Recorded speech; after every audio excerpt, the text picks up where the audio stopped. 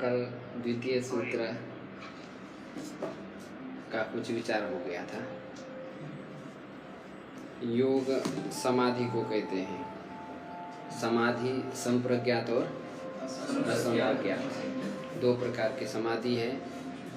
वह चित्त के एकाग्र अवस्था में और निरुद्ध अवस्था में होने वाली है। क्षिप्त विक्षिप्त और मूढ़ अवस्था में जो समाधि है वह योग के अंतर्गत नहीं आती है, क्योंकि वह जो समाधि है वह क्लेश का निवृत्ति का हेतु नहीं है। उससे क्लेश नष्ट नहीं होते हैं, बल्कि वो क्लेश और बढ़ते हैं उससे। इसलिए उसमें स्थित समाधि योग के पक्ष में नहीं है। योग मतलब समाधि, तो ये समाधि ज्ञान रूप है। जैसे ज्ञान से कर्म बंधन नष्ट होते हैं, ऐसे समाधि से भी क्या होते हैं, कर्म बंधन नष्ट हो जाते हैं। तो जैसे ज्ञान मोक्ष का हेतु है, ऐसे समाधि भी मोक्ष का हेतु है। किंतु ज्ञान और समाधि में अंतर ध्यान रखना है। ज्ञानाग्नि सर्वकर्माणि भस्मसात् कुरुते अर्जुन। ज्ञान रूप अग्नि से मनुष्य के सारे कर्म नष्ट हो जाते हैं। मतलब 3 प्रकार के कर्म रहते हैं: प्रारब्ध कर्म, क्रियमान कर्म और संचित कर्म। तो ज्ञान से सकल कर्म का नाश होता है, मतलब संचित कर्म और क्रियमान कर्म, जिसको आगामी कर्म कहते हैं, इसी का ही नाश होता है। प्रारब्ध कर्म का नाश ज्ञान से नहीं होता है, भोग से ही प्रारब्ध कर्म का नाश होता है। ऐसा वेदांत दर्शन में विशेष रूप से कहा जाता है। प्रारब्ध कर्म नष्ट होने के बाद ही फिर जो जीवन मुक्त पुरुष है वह विधेय कैवल्य को प्राप्त होता है। तो प्रारब्ध कर्म प्रतिबंधक होता है विधेय कैवल्य में। किंतु समाधि की जब प्राप्ति हो जाती है संप्रज्ञात और असंप्रज्ञात की, तो इस असंप्रज्ञात समाधि में इतना सामर्थ्य है, ज्ञान के अपेक्षा से भी इतने विलक्षण सामर्थ्य है।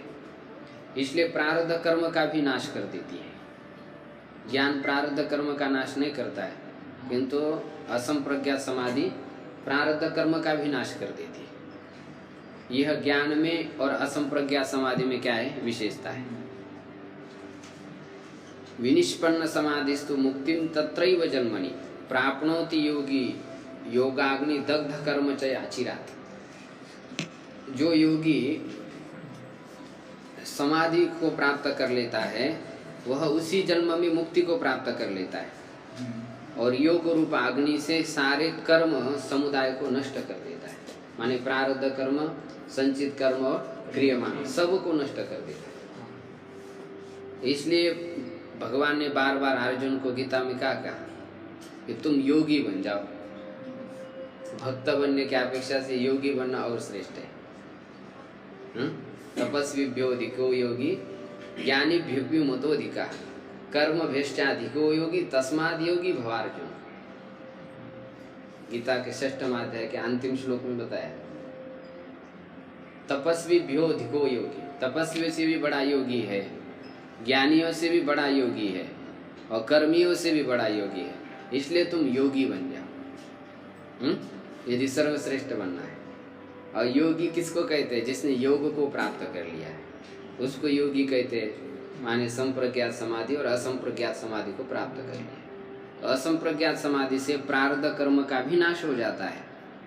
इसलिए मोक्ष धर्म में ऐसा कहा है, महाभारत के शांति पर्व में मोक्ष धर्म है। नास्ति सांख्य समम ज्ञानम नास्ति योग समम बलम। सांख्य के समान कोई ज्ञान नहीं और योग के समान कोई बल नहीं है, क्योंकि वो प्रारब्ध कर्म का भी नाश कर देता है और शीघ्र मोक्ष प्रदान कर देता है। ऐसा यह असंप्रज्ञात समाध्यात्मक योग है, जिसमें दुख निवृत्ति आत्मक मोक्ष कहा जाता है। माने सकल वृत्तियां ही दुख का कारण है। और सकल वृत्ति जो दुखात्मक है उसकी निवृत्ति हो जाना ही इसी को ही असंप्रज्ञात समाधि कहते हैं, लय हो जाना है। तो ये असंप्रज्ञात समाधि की प्राप्ति ही मुक्ति है योग दर्शन। श्रीमद् भागवतम में मुक्ति का क्या स्वरूप बताया? मुक्ति हित्वा अन्यथा भावम स्वरूपेण व्यवस्थित।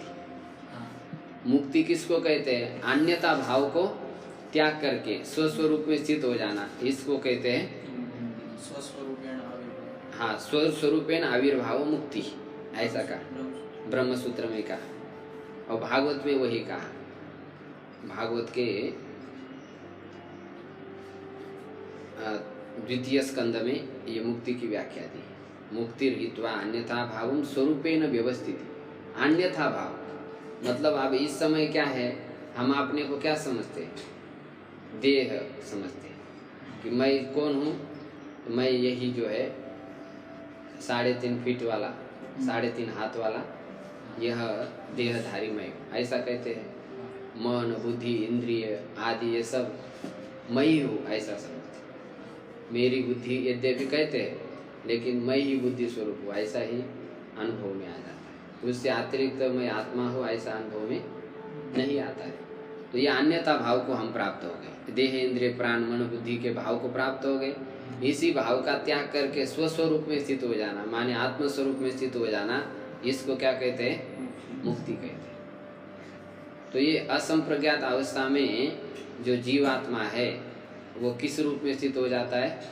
स्वस्वरूप में स्थित हो जाता है। आगे सूत्र आएगा, तदा दृष्टुः स्वरूपे अवस्थानम। उस समय दृष्टा का अपने स्वरूप में अवस्थान हो जाता है, स्वरूप में अवस्थित हो जाता है, तब वह मुक्ति को प्राप्त कर लेता है। तो ये असंप्रज्ञात समाधि कोई इतनी बड़ी महिमा है और लगती तो बहुत कम ही लोगों को, क्योंकि सकल वृत्ति का निरोध कर लेना है। तो इतने बड़े पृथ्वी तल पर 2-3 लोगों को ही ऐसी समाधि की प्राप्ति होती है। इतना आसान नहीं है, दुर्लभ है, उसका फल भी बहुत महान है। तो ये योगश्चित्त वृत्ति निरोधः, इस योग पद से दोनों समाधि को हमने ले लिया है, क्योंकि दोनों समाधि दशा में चित्तवृत्ति का निरोध है। यद्यपि संप्रज्ञात समाधि में चित्तवृत्ति का निरोध नहीं है, वहाँ सात्विकी वृत्ति है। सात्विक गुणों के आधार पर होने वाली, शुद्ध सत्व गुण के आधार पर होने वाली वृत्ति वहाँ पर है। राजस और तामसी सकल वृत्तियों का वहाँ पर निरोध हुआ रहता है, वो वृत्ति वहाँ पर उठती ही नहीं है। तो सात्विक वृत्ति होने के कारण जैसा एक दर्पण अत्यंत स्वच्छ होने से उसमें प्रतिबिंब दिखता है स्पष्ट रूप से, किंतु वही दर्पण के ऊपर मैला चढ़ जाता है तो फिर प्रतिबिंब नहीं दिखाई देता। तो राजसी तामसी वृत्तियों से यही होता है, चित्त के ऊपर मल चढ़ जाता है तो उसमें आत्मस्वरूप स्पष्ट रूप से दिखाई नहीं देता। और सत्वगुण की अधिकता होते ही उसमें जो है वो स्पष्ट रूप से दिखाई देता है। तो इसलिए सत्वगुण की ज़्यादा महिमा, इसलिए शास्त्र में सभी जगह पर कहा जाता है कि सत्वगुण बढ़ाओ, सत्वगुण बढ़ाओ। सत्वगुण बढ़ते ही फिर सब आध्यात्मिक जो रहस्य है वो सब खुल जाते हैं। लेकिन प्रायः हम लोग तमोगुण और रजोगुण कैसा बनाए रखें, ऐसा ही प्रयास करते हैं। राजसी और तामसी वस्तुओं का सेवन और व्यक्ति का सेवन करने से फिर रजोगुण और तमोगुण बढ़ता है। सात्विकी वस्तु सात्विक शास्त्र को पढ़ने से सत्वगुण बढ़ता है। सत्वगुण बढ़ते ही फिर वो संसार में रमता नहीं, वो फिर आत्म तत्व की ओर प्रेरित हो जाता है। तो ये सत्वगुण महत्वपूर्ण है, तभी सविकल्पक समाधि की प्राप्ति हो सकती है। तो वो चित्त का स्वरूप कल समझाया।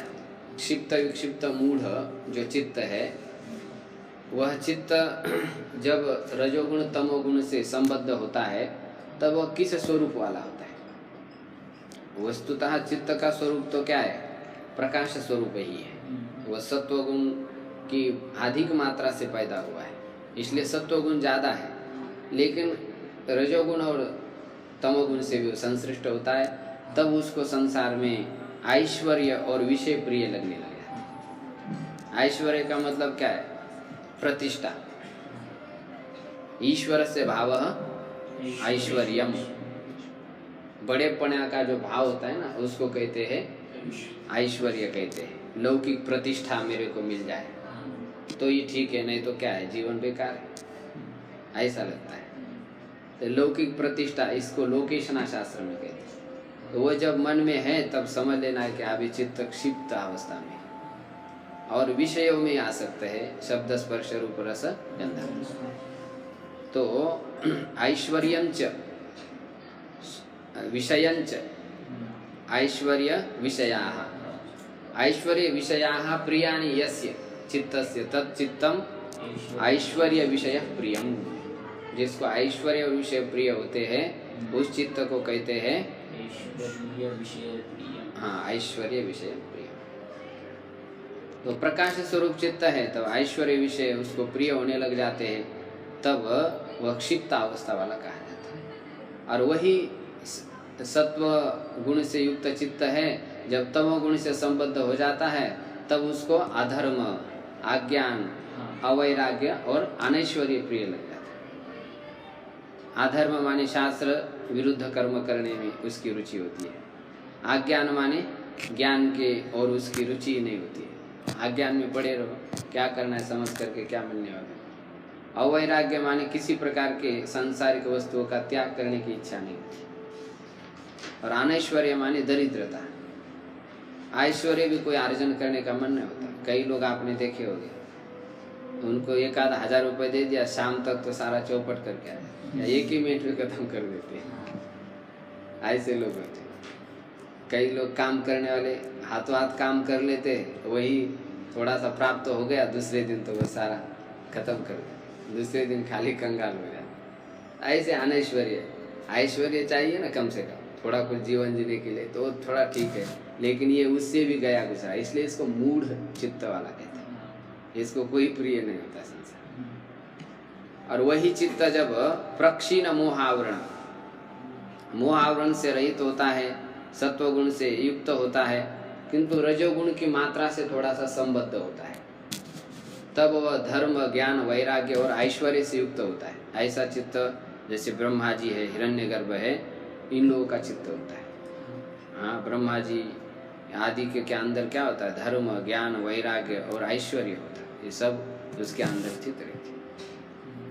अब उसी से भी श्रेष्ठ जो चित्त होता है वह रजोगुण के मात्रा से भी असंबद्ध होता है, थोड़ा सा अंश भी उसके अंदर नहीं रहता है। तदेव रजोलेशमलापेतम स्वरूप प्रतिष्ठम सत्वपुरुष अन्यता ख्याति मात्रम धर्ममेघ ध्यानोपगम भवति। वही जो सत्व गुण से युक्त चित्त है, जब रजलेश मात्रा से रहित हो जाता है तब वो स्वरूप प्रतिष्ठित हो जाता है, माने सत्व मात्रा में प्रतिष्ठित हो जाता है। चित्त का स्वरूप क्या है, सत्व स्वरूप है, माने सत्व गुण की प्रधानता वाला है, प्रकाश की बहुलता वाला है। संसार में जितने पदार्थ प्रकाशमान है उसमें चित्त अत्यधिक प्रकाशमान है, आत्मा की अपेक्षा कम है। लेकिन आत्मा के बाद यदि प्रकाशमान कोई वस्तु है तो कौन सी है, चित्त ही। चित्त से हम सब कुछ संसार को जानते हैं।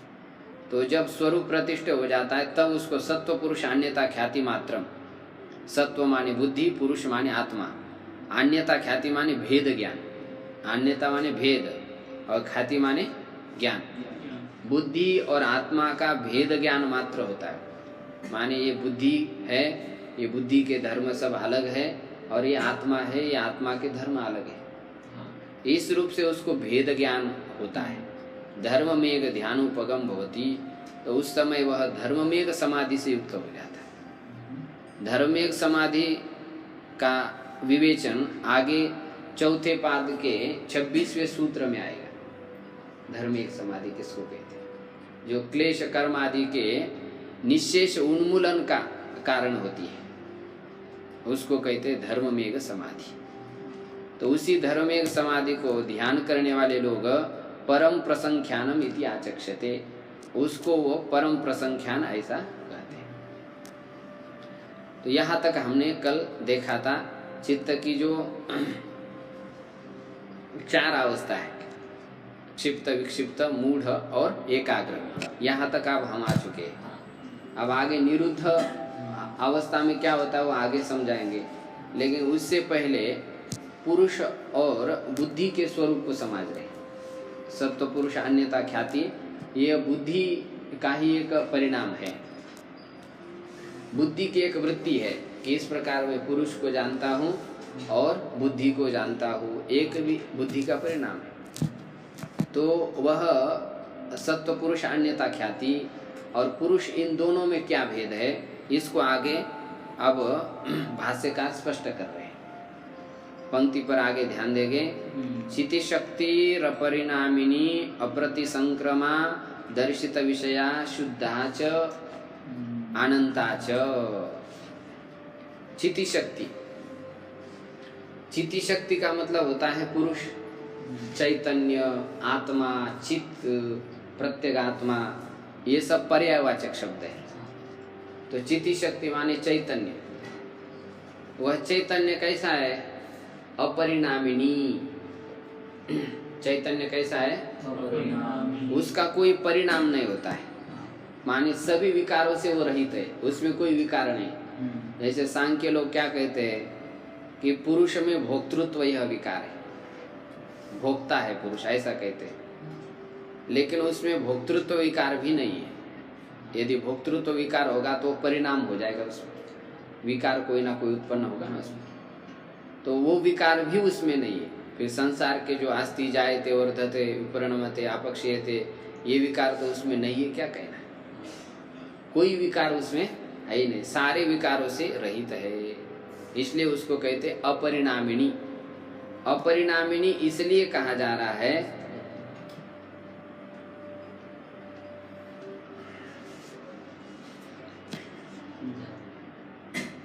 अपरिणामिनी इसलिए कहा जा रहा है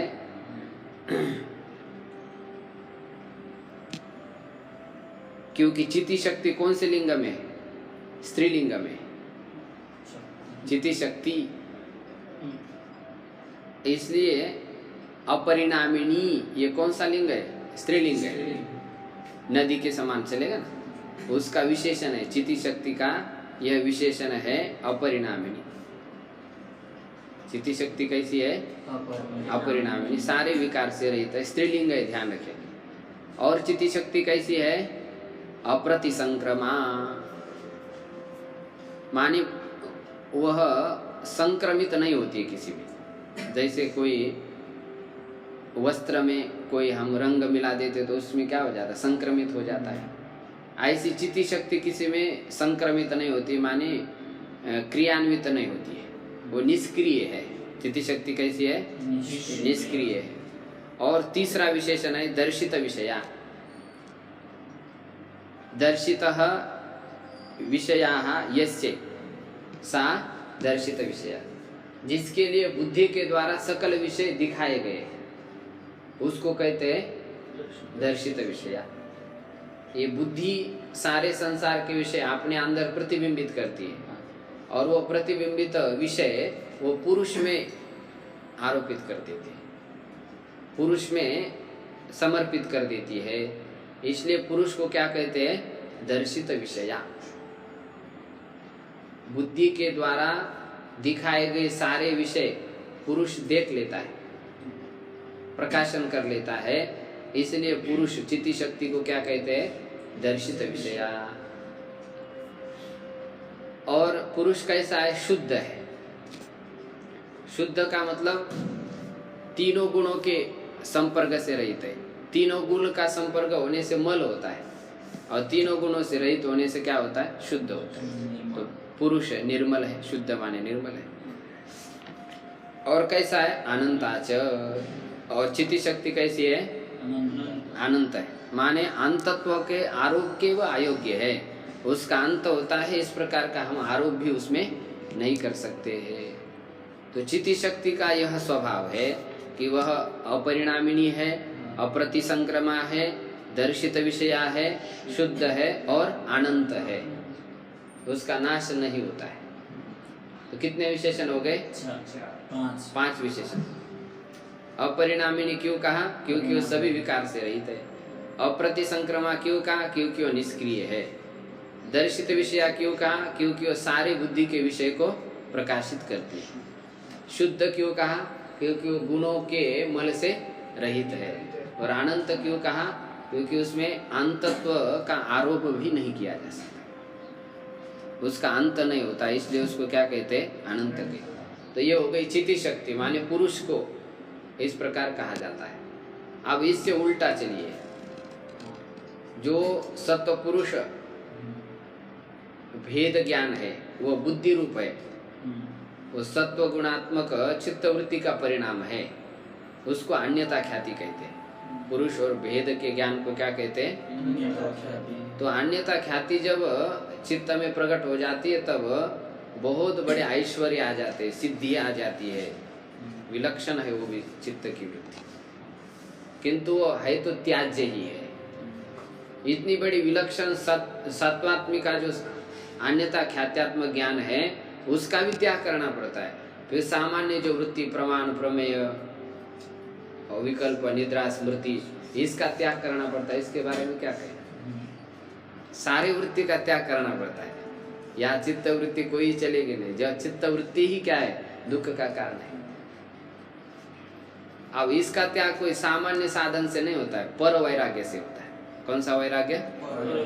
दो प्रकार के वैराग्य है, अपर वैराग्य और तो पर वैराग्य के द्वारा इस सत्व गुणात्मिका वृत्ति का क्या हो जाता है? त्याग होता है। तो कैसी है उसको दिखा रहे, सत्व गुणात्मिका च इयम आतो विपरीता। ये सत्व गुणात्मिका है, अन्यथा ख्याति कैसी है? हाँ, सत्व गुण का ही परिणाम होने से उसको सत्व गुणात्मक कहा जा रहा है। ये बुद्धि वृत्ति है, ध्यान रखेंगे। जिस बुद्धि वृत्ति में पुरुष और बुद्धि के भेद का ज्ञान है, तो ये सत्व गुणात्मिका है। च इयम अतः, अतः का अर्थ इस पुरुष से, इस पुरुष से वह भिन्न है। इस पुरुष से कैसी वह? विपरीत। अतः का अर्थ पुरुषात, विपरीता माने उल्टी है। पुरुष अपरिणामी है तो सत्व पुरुष अन्यथा ख्याति कैसी है? परिणामिनी है। यदि पुरुष अप्रतिसंक्रमा है तो विवेक ख्याति कैसी है? प्रतिसंक्रमा है। और पुरुष दर्शित विषया है तो ये कैसी है? अदर्शित विषया। और पुरुष शुद्ध है तो विवेक ख्याति कैसी है? अशुद्ध है। और पुरुष अनंत है तो विवेक ख्याति कैसी है? सीमित है। ऐसा समझ। हाँ, ये पंक्ति घटाना आना चाहिए यहाँ पर, ये लगना चाहिए, तभी फिर आपको योग का अर्थ ठीक से समझ आएगा। एक पंक्ति लगाने की समझाने की तरीका होती है ना, आपको स्वयं भी योग समझना है और दूसरे को भी समझाना आना चाहिए ना। इसलिए आप थोड़ा आज धीरे ले रहे हैं। हमारी स्पीड तो बहुत तेज रहती है, 2 महीने में पूरा हो जाए। लेकिन कल किसी ने कहा कि आप बहुत ज़्यादा स्पीड से पढ़ा रहे हैं, तो थोड़ा सा कम कर दीजिए स्पीड। तो मैंने सोचा वो भी सही कह रहे हैं, थोड़ा कम ले तो ठीक है, तो समझ में आ जाएगा कुछ। ज़्यादा स्पीड जाने से फिर वो शब्द तो सुनाई देते लेकिन समझ में नहीं आता। तो आप शब्द पर थोड़ा ध्यान देंगे। व्याकरण आदि आप पढ़े हैं तो पूर्ण रूप से आप पकड़ लेंगे, नहीं पढ़े तो थोड़ा कुछ समझ में आ ही जाएगा। चाहिए मातो विपरीता विवेक ख्याति थी, इसलिए वो विवेक ख्याति इस चिति शक्ति से क्या है? विपरीत है। अतः तस्याम विरक्त चित्तम, इसलिए उसमें, तस्याम का अर्थ उस विवेक ख्याति में जो सत्व पुरुष भेदात्मिका है, उस विवेक ख्याति में भी विरक्तम चित्तम, राग रहित हुआ चित्त, उसमें भी उसका राग नहीं रहता है, उसका भी वो त्याग करना चाहता है। क्योंकि जो जीवात्मा है उसको क्या, तीनों गुणों से परे होना है। और सत्व गुणात्मक ख्याति में यदि वो आसक्त रहेगा तब तो फिर क्या हो जाएगा? तब तो फिर वह गुणों से परे नहीं हो पाएगा, गुणों के अंदर ही रह जाएगा ना। निस्त्रय गुण्यो भवार्जुन, भगवान कह रहे कि तीनों गुणों से परे हो जाओ। तो ये सत्व गुणात्मिका जो वृत्ति है इससे भी उसको परे होना पड़ता है। लेकिन ये बहुत बाद की स्थिति है, जब हम साधना करते करते आगे जाते हैं तब की ये स्थिति है। प्रारंभिक अवस्था में तो राजसी तामसी वृत्तियों को ही निरोध करना बहुत आवश्यक है। पहले तो पाठ में बैठते तो निद्रा को ही कंट्रोल करना आवश्यक है तंत्रा को कंट्रोल करना आवश्यक है। निद्रा तंत्रा फिर जब रुक जाती है तभी फिर आगे की वृत्ति को रोका जाएगा। नहीं तो पाठ में आते ही खराटे मार देते, अभी तो बहुत पीछे हैं, बहुत वृत्ति अभी रोकना पड़ेगी हैं? बड़ी दूर नगरी है। तो सत्व गुणात्मिका जो वृत्ति है तस्यामापि विरक्त चित्तम, उसमें भी राग रहित हुआ चित्त, तामापि ख्यातिम निरुणद्धि, उसी विवेक ख्याति का भी क्या कर देता है, निरोध कर देता है, विलाप कर देता है, हैं? प्रलय कर देता है। तद अवस्थम चित्तम, अब उस अवस्था वाला जो चित्त है वह केवल संस्कार उपगम भवती, वह केवल क्या होता है, संस्कार उपगम, माने संस्कार से युक्त होता है बस, उसमें वृत्ति मात्र नहीं रहती है, कोई वृत्ति उसमें नहीं रहती है। स निर्बीज समाधि, उसको क्या कहते हैं, वहाँ सात्विक वृत्ति का भी निरोध हुआ रहता है, तो वो निर्बीज समाधि है, उसमें अभी बीज कोई नहीं है। बीज निर्गतः बीजम यस्मात् तत् निर्बीजम, निर्बीज से, बीज से रहित हुआ समाधि उसको निर्बीज समाधि कहते हैं। और उसी का अनवर्थ नाम क्या है, असंप्रज्ञात समाधि। असंप्रज्ञात समाधि का अर्थ ही क्या होता है, न संप्रज्ञायते यत्र तत् असंप्रज्ञातम, जिसमें कुछ भी ज्ञात नहीं होता है, वृत्ति का अभाव होने से कोई भी ज्ञात नहीं होता, केवल चैतन्य स्वरूपता होती है। कुछ ज्ञात नहीं होता मतलब पत्थर बन गया ऐसा नहीं, जड़ बन गया ऐसा नहीं, उसमें कोई वृत्ति नहीं होती है कि अहम मैं, ये भी वृत्ति नहीं, बस सदाकार चैतन्य स्वरूप से स्थित हो जाता है। हाँ, एक भाव अद्वैत में स्थित हो जाता है। यह असंप्रज्ञात समाधि, यह असंप्रज्ञात समाधि यदि लगातार लगी रहे तो मनुष्य शरीर को ज्यादा दिन तक धारण नहीं कर रहता है, 21 दिन के अंदर शरीर को छोड़ देता है। इसलिए कुछ ही समय तक लग जाती है, फिर उसके बाद उस समाधि से वो बाहर आ जाता है, उसको वित्थान काल कहते हैं। रामकृष्ण परमहंस जी ऐसे समाधि लगा करके तो शरीर छोड़ दिया, असंप्रज्ञात समाधि में चले गए और शरीर त्याग कर। तो ज्यादा समय तक इसको नहीं लगा सकते, 21 दिन से पार हो जाता है, शरीर छूट जाता है, थोड़े समय तक लग जाते, फिर देह पर आ जाता है, फिर लौकिक व्यवहार कर लेता है।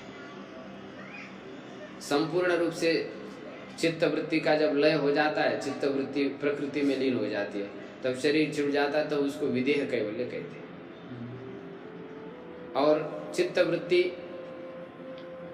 सांसारिक विषय आसक्ति से दूर होकर के केवल आत्मस्वरूप में प्रतिष्ठित हो जाती है, तब उसको जीवन मुक्ति अवस्था कहा जाता है। तो संप्रज्ञात समाधि को प्राप्त कर लेता है, कभी असंप्रज्ञात समाधि में चला जाता है। तो ज्यादा दिन ज्यादा समय तक यदि रहेगा तो उसका शरीर पात हो जाता है। तो न तत्र किंचित संप्रज्ञायते इति असंप्रज्ञातः, उसमें कुछ भी ज्ञात नहीं होता है, इसलिए उसको क्या कहते हैं, असंप्रज्ञात समाधि कहते हैं। तो द्विविधः स योगः चित्तवृत्ति निरोधः, तो 2 प्रकार का वह योग है, चित्तवृत्ति निरोधः, चित्तवृत्ति का निरोधात्मक है। चित्तवृत्ति का निरोध, चित्तवृत्ति का लय जिसमें किया जाता है, वह संप्रज्ञात और असंप्रज्ञात 2 प्रकार का योग है। इस प्रकार ये द्वितीय सूत्र का भाष्य। अब इसमें ये बात ध्यान रखना है कि असंप्रज्ञात समाधि को क्या कहते हैं, निर्बीज समाधि कहते हैं। तो निर्बीज का मतलब बीज रहित है। तो बीज का क्या अर्थ है, 4 टीकाकार ने अलग अलग उसके अर्थ किए। बीज का मतलब ध्येय विषय, इसको आप लिख लीजिए तो आपको समझने में सुविधा। भास्वती टीकाकार कहते हैं कि ध्येय विषय को बीज कहते हैं, और तत्व वैशारदी श्री वाचस्पति मिश्र कहते हैं क्लेश सहित कर्माशय, जो जाति आयु भोग है उसको बीज कहते हैं। क्लेश सहित कर्माशय जाति आयु भोग, इसको बीज कहते हैं। और वार्तिककार कहते हैं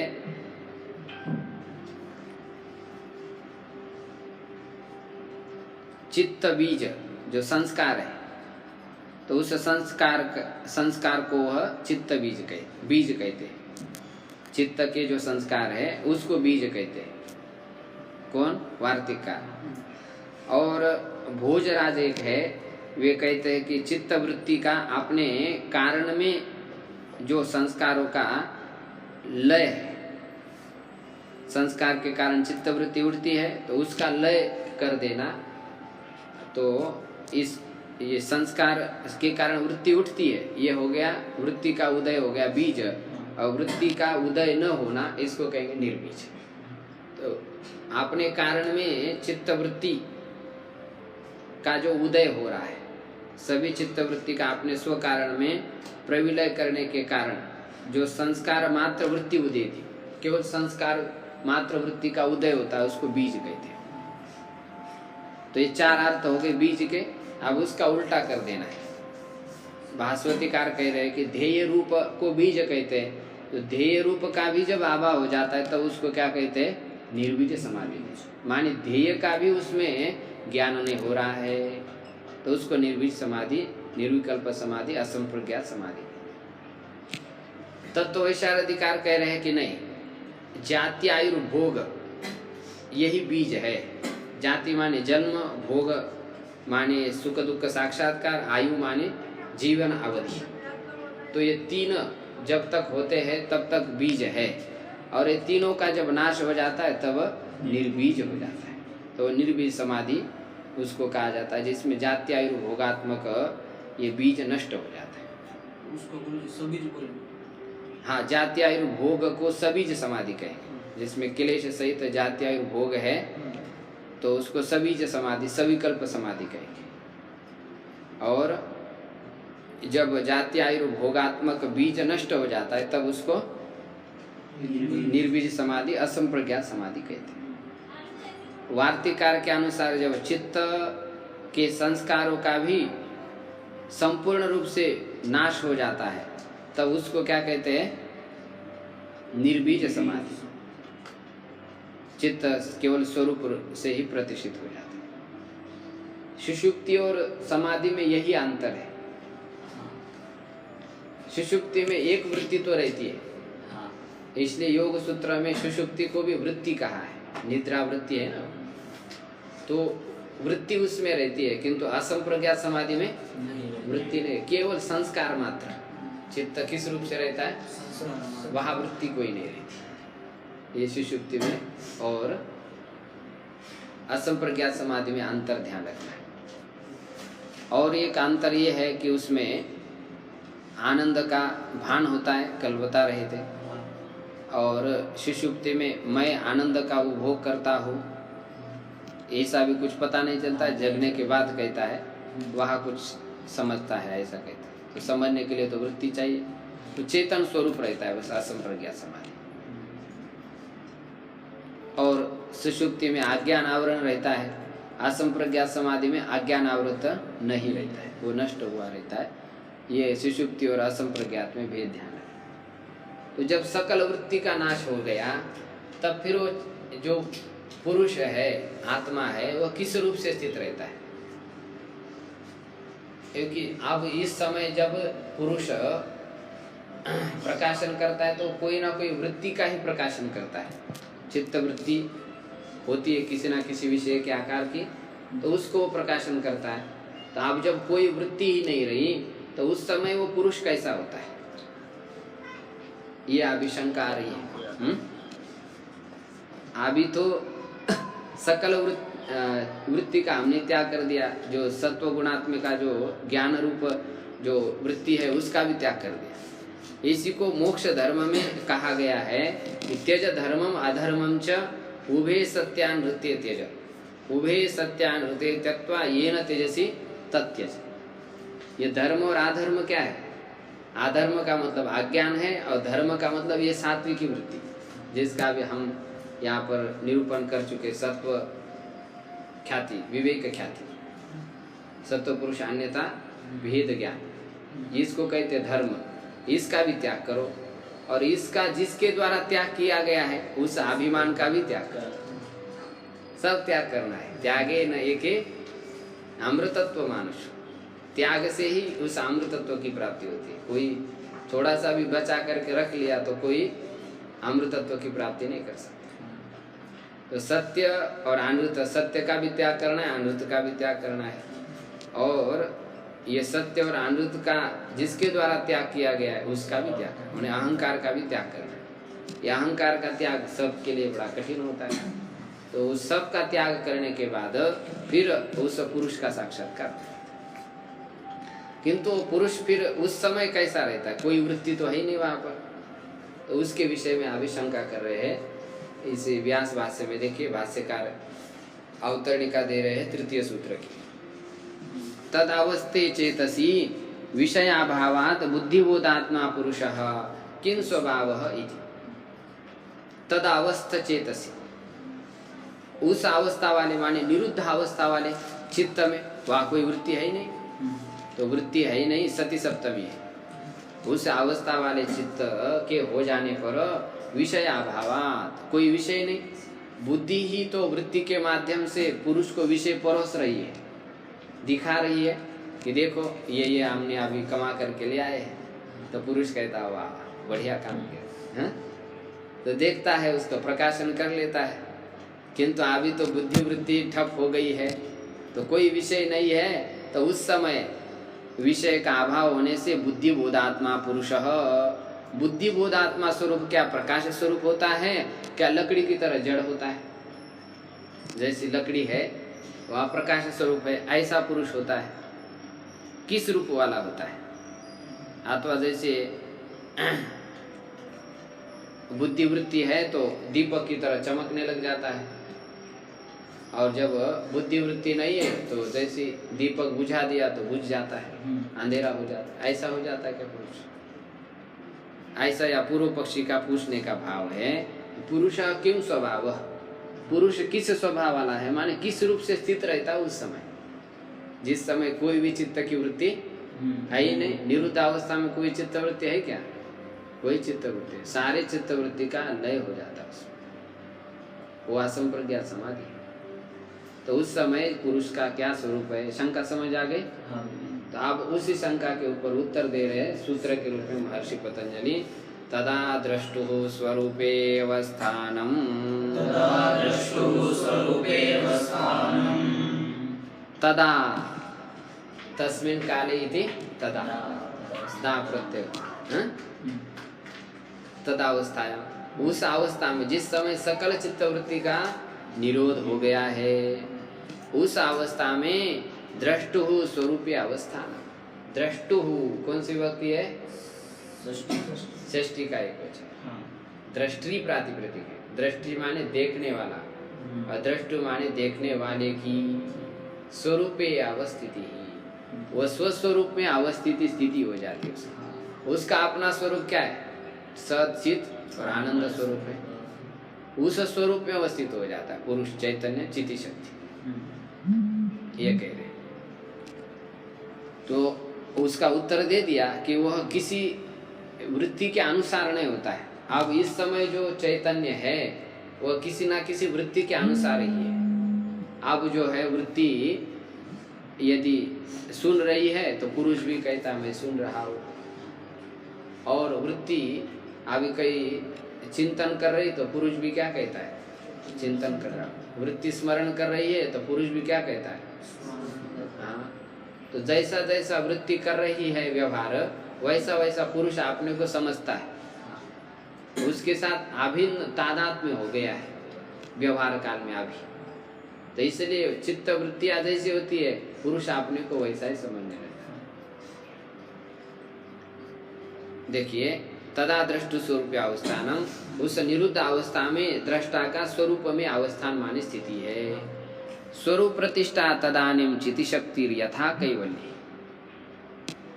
स्वरूप प्रतिष्ठा, स्वरूपे प्रतिष्ठा, स्थिति यस्या सा स्वरूप प्रतिष्ठा, निर्विषय चैतन्य मात्र में स्थिति हो जाती है।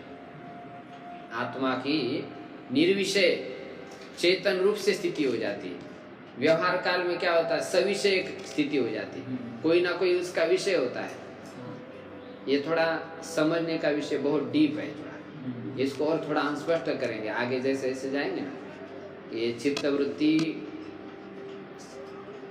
को जब प्रकाशन करता है तो सविषय होता है, और चित्तवृत्ति को प्रकाशन नहीं करता है तो निर्विषय होता है। अब कोई विषय ही नहीं ना चैतन्य का, प्रकाशन करने के लिए कोई रहा है नहीं, चित्तवृत्ति सारी क्या हो गई, लीन हो गई है, तो उस समय निर्विषय कहते हैं। अब सविषय कैसा होता है उसको हम आगे सूत्र में स्पष्ट करेंगे। स्वरूप प्रतिष्ठा तदानीम चिति शक्ति ही, उस समय में चिति शक्ति स्वरूप प्रतिष्ठा हो जाती है, अपने स्वरूप में स्थित रहती है। कैसे? दृष्टांत यथा कैवल्य, जैसे कैवल्य अवस्था में चिति शक्ति स्वरूप प्रतिष्ठा होती है, वैसी निरुद्ध अवस्था में चिति शक्ति पुरुष अपने स्वरूप में स्थित होता है। दृष्टांत समझ आ रहा है आपको? तो फिर जब वित्थान काल होता है, जिस समय निरुद्ध अवस्था नहीं है, मतलब एकाग्र है, क्षिप्त मूढ़ विक्षिप्त ये अवस्था है, ऐसा कैवल्य दशा को छोड़ करके और असंप्रज्ञात समाधि को छोड़ करके जो भी काल है उसको कहते हैं वित्थान काल कहते हैं। कौन सा काल कहते हैं? वित्थान काल कहते हैं। असंप्रज्ञात के अपेक्षा से संप्रज्ञात समाधि को भी क्या कहते हैं? वित्थान काल कहते हैं। क्षिप्त विक्षिप्त मूढ़ की अपेक्षा से संप्रज्ञात जो है वो समाधि काल है, किंतु असंप्रज्ञात की अपेक्षा से संप्रज्ञात को क्या कहेंगे? वित्थान काल है। वो विक्षेप का काल है, उसको विक्षेप कहेंगे। चित्तवृत्ति जहाँ है वहाँ क्या है? विक्षेप।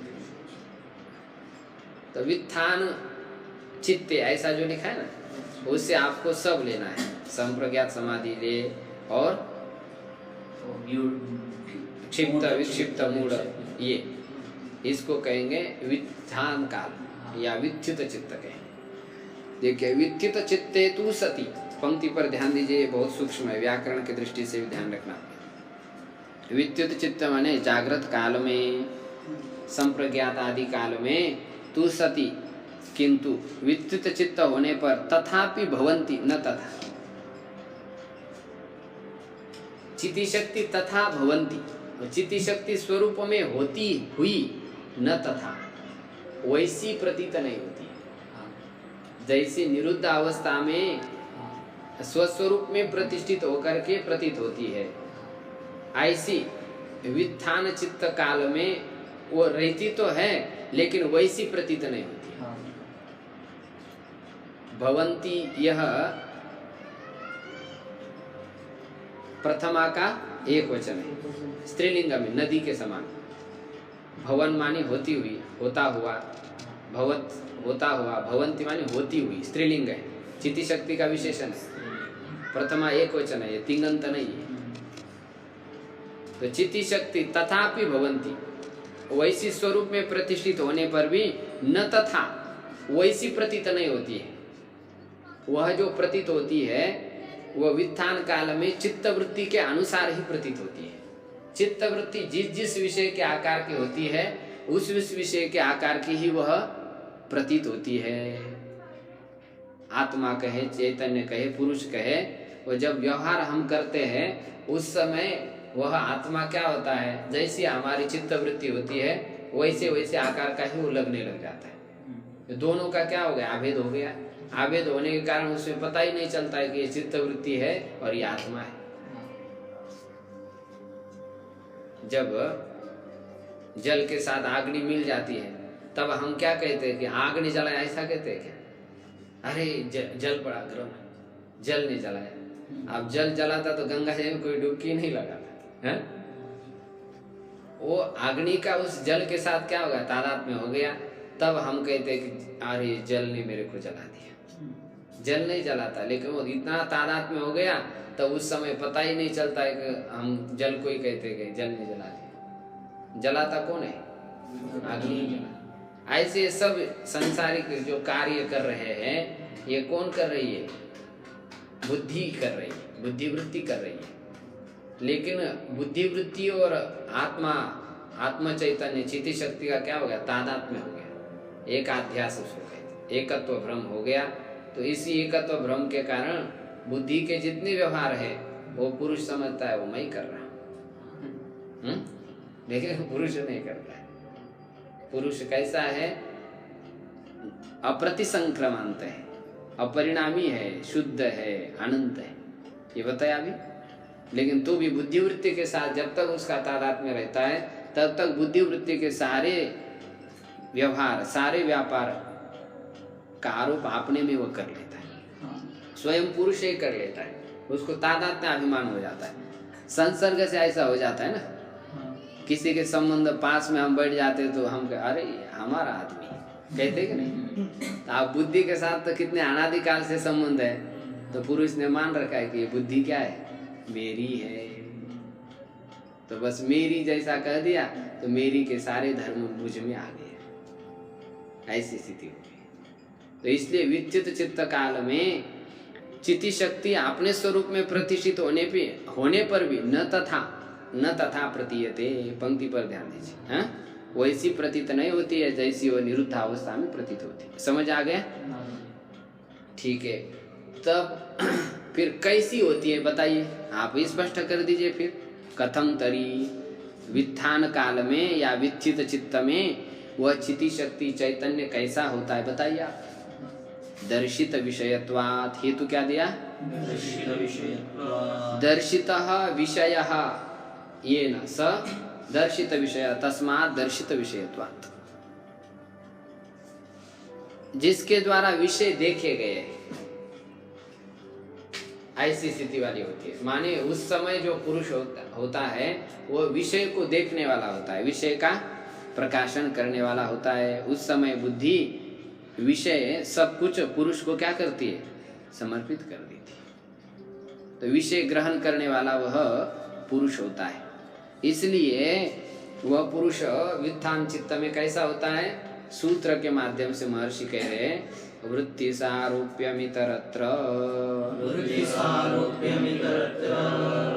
वृत्ति सारूप्यम इतरत्र। इतरत्र का अर्थ वित्थान काल में, वित्थान दशा में वृत्ति सारूप्यम, वृत्ति के समान होता है। वृत्ति जैसी होती है वैसा ही पुरुष हो जाता है। वृत्ति घटाकार हो गई तो घट के आकार से आकारित वृत्ति हो गई, और पुरुष का उस वृत्ति में क्या हो जाता है? तादात्म्य हो जाता है। तो पुरुष भी अपने को समझता है कि मैं घट ज्ञान वाला। वृत्ति पटाकार हो गई तो वृत्ति पट के आकार से आकारित हो गई, तो उस समय पुरुष का अभिमान हो जाता है कि मैं ही पट ज्ञान वाला हूँ। तो उस वृत्ति के जो ज्ञान है, उस ज्ञान में पुरुष का क्या हो जाता है? अभिमान हो जाता है। तो वो वैसा बुद्धि वृत्ति के अनुसार ही अपने को समझने लग जाता है। इसी बात को पुरंजन उपाख्यान ने श्रीमद् भागवत में बताया। जो पुरंजन है वो पुरंजनी के पीछे पड़ जाता है, हैं? तो आपने आपको क्या समझता है? वैसा ही समझने लग जाता है ना। पुरंजनी हंसती है तो स्वयं हंस जाता है, पुरंजनी रोती है तो स्वयं रो जाता है, पुरंजनी खेलती है तो स्वयं खेल लेता, पुरंजनी पी लेती है तो पी लेता है। हाँ, ऐसा सब उसमें वर्णन किया है। तो पुरंजन ये कौन है? ये बुद्धि है। और पुरंजन कौन है? जीवात्मा है। तो जैसी जैसी बुद्धि नाच रही है, डांस कर रही है, वैसा वैसा पुरुष क्या कर रहा है? डांस कर रहा है। अब उस पुरंजनी बुद्धि के साथ संबंध तोड़ देता है, तभी वो अपने स्वरूप में प्रतिष्ठित हो जाता है। नहीं तो फिर वो उसी पुरंजनी के अनुसार ही हो जाता है। सीधा कथानक से थोड़ी बात समझ में आ जाती है, इसलिए बताया। तो वृत्ति सारूप्यम इतरत्र, इतरत्र माने वित्थान काल में जो चिति शक्ति होती है वह वृत्ति के समान होती है। किसके समान होती है? तो कैसी होती है उसका विचार हम कल के कक्षा में करेंगे। ओम पूर्णमदः पूर्णमिदं पूर्णात् पूर्णमुदच्यते पूर्णस्य पूर्णमादाय पूर्णमेवावशिष्यते। ओम शांति शांति शांति।